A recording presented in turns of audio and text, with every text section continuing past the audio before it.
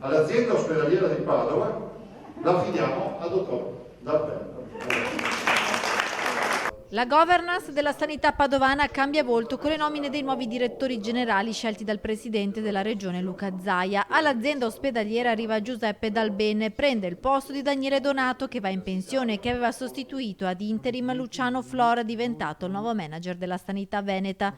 Dal Bene, 64 anni, arriva dalla guida dell'USL Serenissima che copre parte del territorio veneziano. È una bella sfida, un bel impegno che appunto verrà affrontato nella maniera più decisiva possibile per poter dare soluzione e realizzazione a questo progetto nei tempi più stretti possibili. Urge questa soluzione perché sappiamo bene le condizioni in cui si trova l'attuale ospedale e pertanto serve assolutamente un colpo di reni di procedere velocemente nel percorso che vedrà appunto la nascita del nuovo ospedale. Dal Bene sarà chiamato a traghettare l'azienda verso l'arrivo del nuovo ospedale di Padova, il cui iter è ormai avviato e che potrebbe aprire il cantiere nel 2023.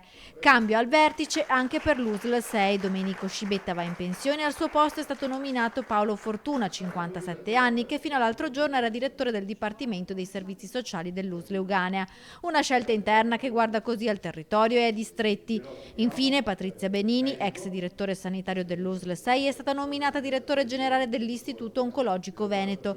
La padovana Giuseppina Bonavina, che era la dirigenza dello IOV, invece è stata nominata direttore generale dell'USL Berica.